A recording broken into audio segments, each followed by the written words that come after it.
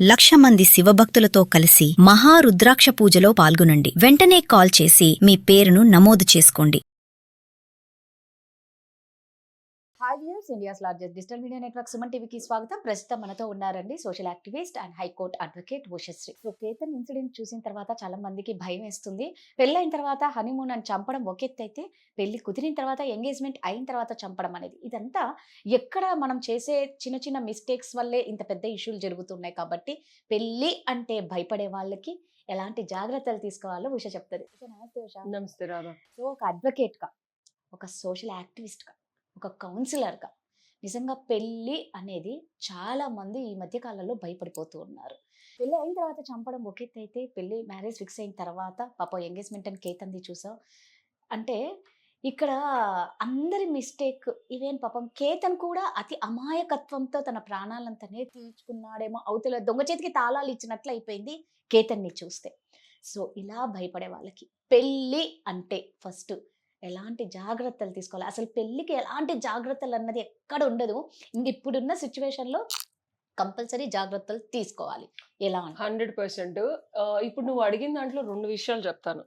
నేను రీసెర్చ్ చేసిన దాన్ని బట్టి crime rate with love and affection and marriage, marital relationship లేదా లివింగ్ రిలేషన్షిప్ లేదా లవ్వింగ్ రిలేషన్షిప్లోనే పర్సంటేజ్ విపరీతంగా పెరిగింది లాస్ట్ 3-4 ఇయర్స్లో.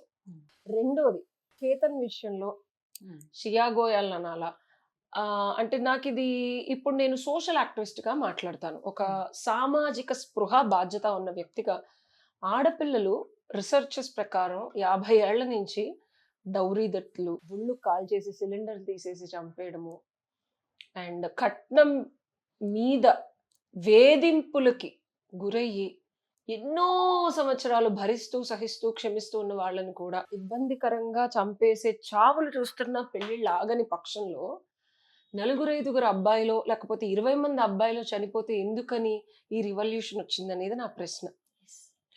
మగాడి బతుకుకి ఆడదాని జీవితానికి ముడేసే బంధం మ్యారేజ్. ఓకే, అండ్ వీళ్ళిద్దరూ సక్రమంగా ధార్మికంగా కాపురం చేసి ధర్మబద్ధమైన కామాన్ని కోరికని భార్యతో తీర్చుకుంటూ కనే బిడ్డల్ని, సొసైటీలో ఉండే కొన్ని పనుల్ని బాధ్యతాయుక్తంగా చేసేది మగాడి రెస్పాన్సిబిలిటీ. ఇది విస్మరిస్తూ మల్టిపుల్ ఎఫైర్స్ పెట్టుకుంటూ ఏం మెసేజ్ ఇస్తున్నారో మగాళ్ళు తెలియని సొసైటీలో బతుకుతూ, ఆడది ఎప్పుడైతే రెబెల్ అవుతోందో ఆ రెబెల్ అయిన ఒక 10-20 సందర్భాలను తీసుకొని ఎన్ని మైండ్స్, ఎన్ని వీడియోస్, మగాళ్ళు పెళ్లి చేసుకోవాలంటే అమ్మో వాళ్ళ అమ్మ వాళ్ళు ఎంత భయపడిపోతున్నారో, అసలు మగాడికి సెక్యూరిటీ లేదు, మరి ఆడపిల్లలకి. I'm so sorry to ask you like this. ఇక్కడ హిందూ మ్యారేజ్ యాక్ట్ ప్రకారం మనకి కన్సెంట్ ఈజ్ వెరీ ఇంపార్టెంట్. ఇది హిందూ మ్యారేజ్ యాక్ట్ లో ఉంది అండ్ సెక్షన్ 5. అండ్ మనకి ధార్మికంగా పాతకాలం నుంచి కౌటిల్యుడు అర్థశాస్త్రంలో చాలా క్లియర్ గా చెప్పాడు ఏమని, ఆడపిల్ల ఇష్టపూర్వకంగా మనస్ఫూర్తిగా ఈ మ్యారేజ్ ఒప్పుకుంటేనే పెళ్ళి అనేది ధర్మబద్ధంగా చెయ్యాలి అనేది చెప్పారు. ఎందుకంటే ఒక బిడ్డనికి జన్మనిచ్చి ఆ కుటుంబ వ్యవస్థని కాపాడుతూ దీర్ఘకాలంలో, అంటే ఒక 50-60 ఏళ్ళు దీర్ఘకాలంలో ఆ కుటుంబాన్ని సంరక్షించాల్సిన బాధ్యత ఎవరిది? ఆడవాళ్ళది. ఓకే, సో మనకి రీజనింగ్ అనేది పక్కన పెట్టేసి కట్న కానుకలు అనే కాంటెక్స్ట్ ఎందుకు తెచ్చారంటే, ఒక ర్యాండమ్ పర్సన్ ఇంకొక ఇంట్లోకి వెళ్ళామనుకో, వాళ్ళ పద్ధతులు వాళ్ళకి తగ్గట్టు ఉండటం ఈ అమ్మాయికి ఇనీషియల్ గా అర్థం కాదు, తెలియదు. స్త్రీధనంగా ఇచ్చేవాళ్ళు పాతకాలంలో, ఆడపడుచు కట్నమో లేకపోతే ఇట్లన్నిటికి రిజెక్షన్ అని చెప్తున్నారు. డౌరీ డెత్ కేసులు ఎక్కువ జరుగుతున్నాయి. దాని గురించి ఎందుకు మాట్లాడుతున్నానంటే, మ్యారేజ్ కి ముందే మ్యారేజ్ ఫెయిల్ అయిపోతుంది, కట్న కానుకల విషయంలో ప్రాబ్లమ్స్ వస్తున్నాయి, నీకన్నా ఎక్కువ కట్నం ఇస్తారు అనే ఒక స్టాండర్డ్. ఎన్ని కేసెస్ చూస్తున్నాను, నిన్ను కాకుండా ఇంకోళ్ళు పెళ్లి చేసుకుంటే నాకు ఎక్కువ డౌరీ వచ్చేది అని చెప్పి భార్య ఎంత కుంగిపోతున్నా అత్తమామలు, అంటే వాళ్ళ ఆడపడుచులు, ఇంకో ఇంటి కోడళ్ళైనా సరే వాళ్ళు ఈ మాటలు మాట్లాడటం, భర్త అయితే అసలు ఇక డిఫాల్ట్ ఇదే మాట మాట్లాడటం. ఇది ఎందుకు ఇదివరకు ఇచ్చేవాళ్ళు అంటే రాదా, ఒక కొత్త ఇంటికి వెళ్ళినప్పుడు తెలియని వ్యక్తులకి వాళ్ళకి గిఫ్టింగ్, అంటే వాళ్ళని ప్రేమగా ఆహ్వానించడానికి నేను ఒక అమ్మాయిని నా అత్తమామల ఇంటికి వెళ్తున్నాను, నేను నా లవ్ అండ్ ఎఫెక్షన్ చూపించడానికి వాళ్ళకి సిరితో సంపదతో అంటే పట్టు వస్త్రాలతో లేకపోతే బంగారంతో లేకపోతే గిఫ్ట్లతో లేకపోతే ఇంట్లో ఇంకా వాళ్ళకి ఉన్నా సరే సామాన్లు ఇంకో ఎలైటెడ్ సారెలాగా మనకి శాస్త్రం క్రియేట్ చేస్తే ఏంటంటే వాళ్ళు హ్యాపీ ఫీల్ అయ్యి అమ్మాయిని వెల్కమ్ చేస్తారు. అది మనల్ని తెచ్చింది కృషి చేసింది, చిన్న చిన్న తప్పులు పొరపాట్లు మన ఇంట్లో అడ్జస్ట్ అవ్వడానికి రామ్మ అలా కాదమ్మా ఇలా చేద్దాము. ఇది వరకు పాతకాలంలో మనకి గిన్నెలు కూడా లోహాలతో ఉండేవి. సో అది తేవడం వల్ల ఏమవుతుందంటే ఆ అమ్మాయి మీద రెస్పెక్ట్ పెరిగి మన ఇంటికన్నా ఒక మెట్టు ఎక్కువ ఇంటికి మాత్రమే అమ్మాయిని ఇవ్వాలనేవాళ్ళు. ఎందుకంటే వాళ్ళకి దగ్గర ఆల్రెడీ చాలా ఉంటది. ఈమె తీసుకెళ్ళింది కూడా లవ్ అండ్ అఫెక్షన్ తో ఇచ్చింది తప్పించి వాళ్ళ దగ్గర ఉన్న ధనం కన్నా తక్కువే ఉండుంటది. వాళ్ళు ప్రేమగా వాటిని స్వీకరించి ఆ బిడ్డని అల్లారు ముద్దుగా తల్లిదండ్రులు పెంచిన పద్ధతికి దగ్గరగా వాళ్ళు ఆహ్వానించడానికి ఇది కట్న కానుకల యొక్క నిగూఢార్థం.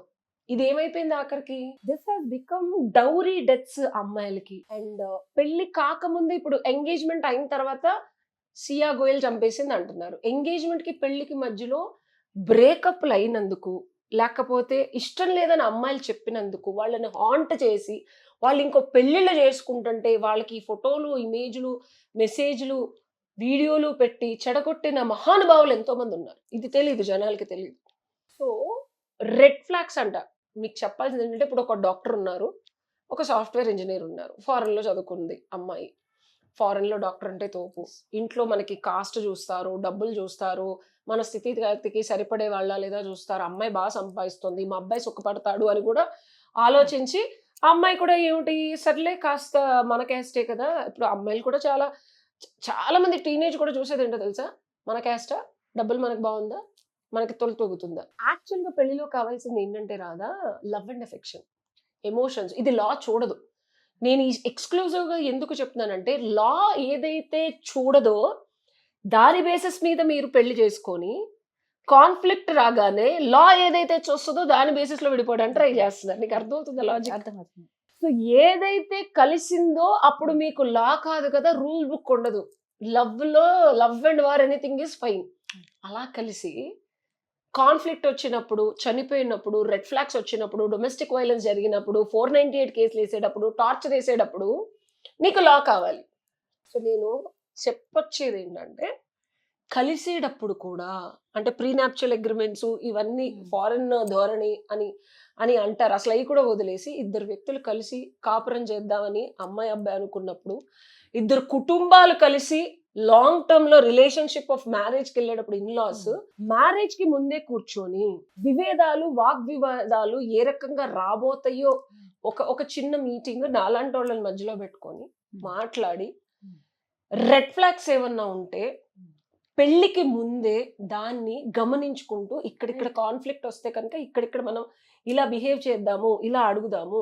అంటే ఒక స్టాండర్డ్ రూల్ బుక్ అనేది ఇండియన్ మ్యారేజ్ సిస్టమ్ లో మొరాలిటీ వేరు, రూల్స్ అండ్ రెగ్యులేషన్స్ వేరు, ట్రెడిషన్స్ వేరు, డిఫాల్ట్ గా ఆపాదించుకునేది వేరు. ఇప్పుడు మోడర్న్ అమ్మాయిలేమో దీని అంతటికి సర్దుకోవడానికి ట్రై చేసిన సిచ్యువేషన్ సహకరించక వాళ్ళ జాబ్ కానీ వాళ్ళ ఎక్స్ బాయ్ ఫ్రెండ్లు, ఎక్స్ రిలేషన్షిప్స్, గర్ల్స్ కానీ అద్దుకోలేక ఉన్నారు. సో మోస్ట్లీ ఇప్పుడు ఈ సాఫ్ట్వేర్ ఇంజనీర్ ఈ అమ్మాయి కేసుకు వస్తే మన దగ్గరకు వచ్చింది. పెళ్లికి ముందు వాళ్ళు మాట్లాడుకోవడానికి కుదరలేదు. అమ్మాయి ఫారెన్ లో ఉంది, అబ్బాయి ఇంకో స్టేట్ లో ఉన్నాడు, పెళ్లి కలిశారు. పెళ్లి అయిన 3వ రోజుకే డివోర్స్ అప్లై చేశారు. సో పెళ్లికి ముందే రిలేషన్షిప్స్ బ్రేక్ అవుతున్నాయి అనేది కాన్సెప్ట్ కి రీజన్ ఏంటంటే పెళ్లికి ముందే మీరిద్దరూ మనస్సు, ఎమోషన్స్, పద్ధతులు ఈ రెండే కాదు, లవ్ ఉంటే సరిపోద్ది అంటే కాదు, పద్ధతులు కలిసిన తర్వాతే పెళ్లిళ్ళు చేసుకోండి. లేకపోతే this will defaultly break. To conclude Radha, legal గా కన్సెంట్ చాలా ఇంపార్టెంట్, ఇష్టం చాలా ఇంపార్టెంట్. ఓకే, ఇష్టంతో వచ్చేదే కన్సెంట్. కన్సెంట్ అంటే మనస్ఫూర్తిగా జీవితాంతం ఏం జరిగినా ఏం జరగకపోయినా నాకు నచ్చినట్టున్నా ఉండకపోయినా భరిస్తూ క్షమిస్తూ సహిస్తూ నేను కాపురం చేస్తాననేది కన్సెంట్. ఇప్పుడు చూసిన ఈ బంగారాలు లేకపోతే బిల్డింగ్స్ లేకపోతే జాబ్ చూసి పెళ్లి చేసుకొని 10 సంవత్సరాలు కాలు ఇరిగి జాబ్ పోతే డివోర్స్లు ఇస్తున్నారు. చెప్పాలంటే ఐఎమ్ సో సారీ.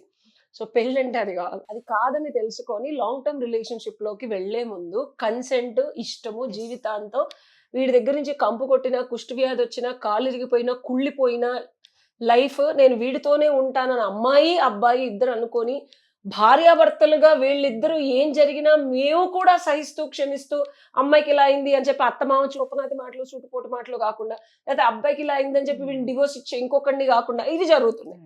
సో ఇలా చేయకుండా ఉంటే మ్యారేజెస్ బ్రేక్ అవ్వకుండా ఉంటాయి, క్రైమ్స్ జరగకుండా ఉంటాయి, కేసులు అవ్వకుండా ఉంటాయి.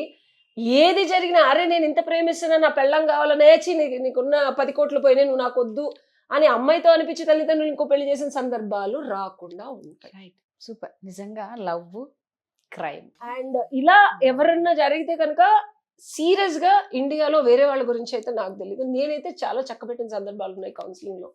సో ఎవరికైనా కావాలి అంటే ఖచ్చితంగా ఉషను కాంటాక్ట్ అయితే మంచి కౌన్సిలింగ్ ఇస్తారండి. Thank you Shah. Thank you.